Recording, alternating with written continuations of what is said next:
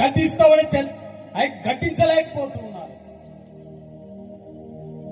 ఇదిగో బాప్తీసు ఇస్తున్న అంతవరకు చాలా అనుకుంటున్నారు. కానీ మళ్ళా లోకములు పడిన వారు అవసరం లేదా?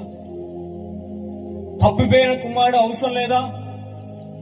లోకంలో పడిపోయిన కుమారుడు అవసరం లేదా? తండ్రికి లోకంలో పడి ఆ యొక్క కూరుకుపోయిన పాపంలో నుంచి బయటికి రావడానికి ఇష్టం లేదా?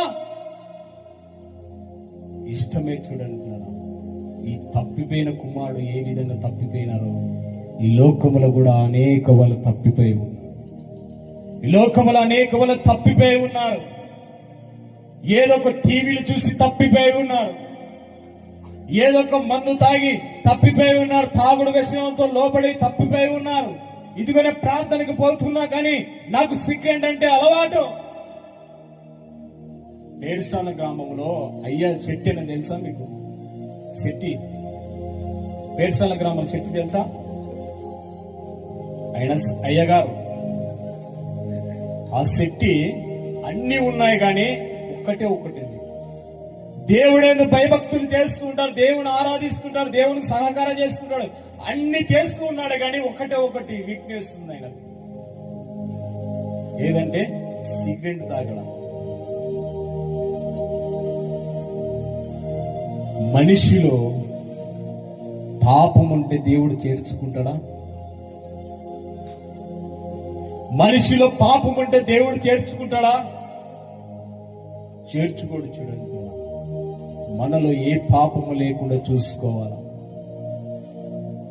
ఏ కపటము లేకుండా చూసుకోవాలా.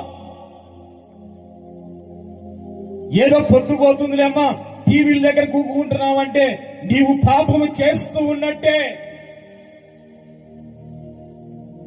ఏదో నాకు నోరు పిప్పుతుందమ్మా సిగరెట్ తాగుతున్నావంటే నీవు పాపము చేస్తూ ఉన్నట్టే.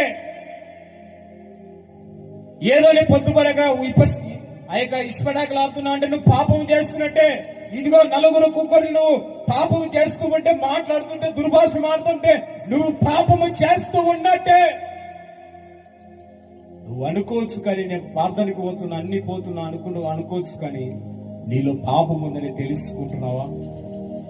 నేను పాపానికి దేవునికి వ్యతిరేకం ఉన్నానని ఒక్కసారిని గుర్తెరుగుతున్నావా?